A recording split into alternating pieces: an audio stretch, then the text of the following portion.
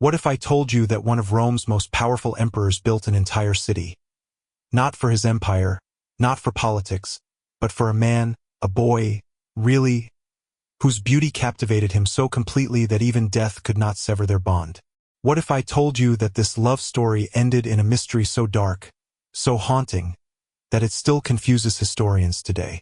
This is not a fairy tale. This is the forbidden, scandalous, and tragic love story of Emperor Hadrian of Rome and Antinous, the boy who became a god. When we think of history's great love stories, we imagine legends like Romeo and Juliet, whose romance ended in blood and sorrow. We think of Paris and Helen, whose passion sparked the Trojan War, or Lancelot and Guinevere, whose affair doomed the noble King Arthur. But history has darker stories, stories hidden beneath layers of silence and scandal. One of the most shocking belongs to Emperor Hadrian, one of the most admired rulers of ancient Rome, and his lover Antinous, a boy of stunning beauty. To understand the depths of this story, we must first understand the man at its heart, Hadrian, the ruler who shaped the Roman Empire in ways few could imagine. Hadrian was born in 76 CE, far from the heart of Rome, in a Roman settlement in Hispania, modern-day Spain. His father, Publius Aelius Hadrianus Afer, came from an aristocratic family with deep ties to the Roman elite. His mother, Domitia Paulina, also hailed from noble stock. But tragedy struck early. By the age of 10, Hadrian was an orphan, placed under the care of two powerful guardians, one of whom was his distant relative, Trajan, who would one day become emperor himself. From his earliest days, Hadrian was not like other Roman boys. He was brilliant, curious, and obsessed with Greek culture, philosophy, and art. Romans called him Greculus, Little Greek, sometimes as an insult, sometimes as a mark of his refined tastes. But while he adored Greek literature and sculpture, Hadrian was no mere scholar. He excelled in hunting, military training, and diplomacy. He was a man equally comfortable in a library as on the battlefield. When he came of age, Hadrian traveled to Italy, training for a military career. There, he married Vibia Sabina, the granddaughter of Emperor Trajan. The marriage was political, a union meant to strengthen Hadrian's position in Roman society. But the marriage was loveless. Sabina was described as proud and distant, while Hadrian showed little interest in her. Over time, their relationship soured completely. Yet, in the political world of Rome, personal feelings didn't matter. Hadrian climbed the ranks of the military and senate, becoming a tribune, quaestor, praetor, and eventually consul. A stunning rise for a young man of provincial birth. Then came the defining moment. In 117 CE, Emperor Trajan fell ill while traveling in the east. On his deathbed, or perhaps even after his death, Trajan supposedly adopted Hadrian as his heir.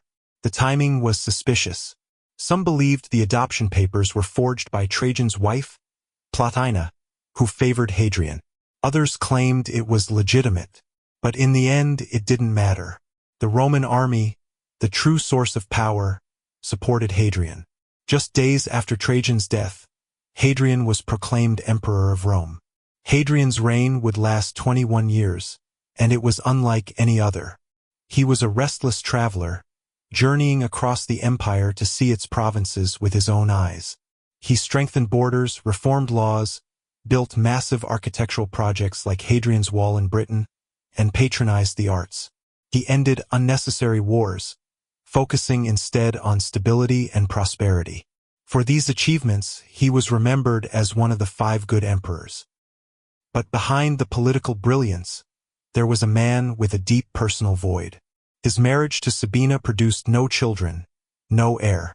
His emotional life was empty, unsatisfied. And then, everything changed. In 123 CE, during a journey to Bithynia, modern-day Turkey, Hadrian saw him. Antinous. He was young, likely only 14 or 15. Greek, low-born, but with a face and body sculpted as if by the gods themselves. Ancient sources describe him as almost unreal in his beauty. Thick dark curls, soft yet strong features, an athletic build, and a hauntingly calm presence.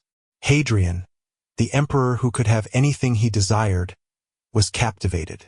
Unlike the fleeting affairs of Roman elites, Hadrian's feelings for Antinous went beyond lust.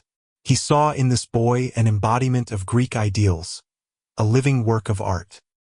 He took Antinous as his companion, bringing him back to Rome, ensuring he received the finest education, and making him a constant presence at his side. From that moment, they were inseparable. Antinous accompanied Hadrian everywhere. Together they toured the empire, North Africa, Greece, Asia Minor, and Egypt. They hunted lions in Libya. They walked among the ruins of Athens. They visited the sacred tomb of Alexander the Great. Roman society tolerated male lovers for emperors, but what disturbed many was Hadrian's emotional attachment. He didn't just keep Antinous as a hidden pleasure. He openly adored him. He wrote poetry about him. He brought him to religious ceremonies. He treated him not as a fling but as a true partner. The Roman elite began to whisper, was the emperor in love? For Hadrian, the whispers didn't matter. He was emperor. He was untouchable. And for a while, he and Antinous lived in a rare kind of freedom, a love that transcended the harsh expectations of Roman masculinity. But fate is cruel, and their love story was destined to end in tragedy. In 130 CE, Hadrian and Antinous traveled to Egypt. There, along the sacred waters of the Nile, disaster struck. One night, Antinous drowned. The details were vague even at the time. Was it an accident? Did he slip and fall into the river? Was it suicide, driven by pressures neither he nor Hadrian could escape? Or was it something darker? A sacrifice or even murder? Theories spread like wildfire. Some believed Antinous willingly gave his life in a ritual sacrifice to prolong Hadrian's own. Ancient magic sometimes demanded a beautiful youth's death to extend another's lifespan. Others whispered that Antinous killed himself to end the criticism of their scandalous relationship, sparing Hadrian's reputation. A few even suggested political rivals murdered him to hurt Hadrian emotionally. No one knew the truth. What everyone knew was that Hadrian was devastated. Hadrian's mourning was not quiet or private. It was monumental. He didn't just bury Antinous. He immortalized him. He founded an entire city near the site of his death, naming it Antinopolis. He declared Antinous a god, an honor almost unheard of for a commoner. He built temples across the empire in his memory. He commissioned thousands of statues of Antinous, ensuring his beauty would live on forever in marble and bronze. No other lover in Roman history was honored like this. Antinous became a cult figure, worshipped as a god of youth and beauty. Even in death, he remained by Hadrian's side, haunting him, shaping his legacy. After Antinous' death, Hadrian's health declined. He grew withdrawn, irritable, and melancholic. He continued to rule, but his heart seemed broken. His marriage to Sabina remained cold. He never produced an heir. Near the end of his life, he adopted Antoninus Pius as his successor, with the condition that Antoninus adopt two promising young men, Marcus Aurelius and Lucius Verus. Hadrian spent his final years writing poetry, much of it tinged with sorrow.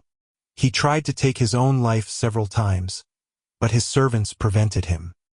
Eventually, in 138 CE, he died at the age of 62, possibly from heart failure, possibly from simply giving up the will to live. He was cremated, his ashes placed in a grand mausoleum in Rome, today known as Castel Sant'Angelo. Hadrian's reign is remembered for its architecture, its peace, and its reforms.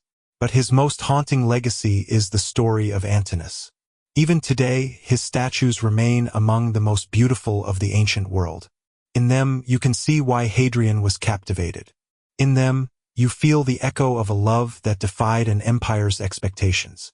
Historians debate whether their relationship was true love, obsession, or something in between. Was Antinous a willing partner or a boy trapped by an emperor's desires? Was his death an accident, a sacrifice, or a desperate escape? We may never know. What we do know is this. Hadrian, one of Rome's greatest emperors, loved a boy so deeply that he tried to make him immortal. And in a way, he succeeded. So what do you think? Was Antinous a victim of love, a pawn of power, or a willing participant in one of history's most forbidden romances.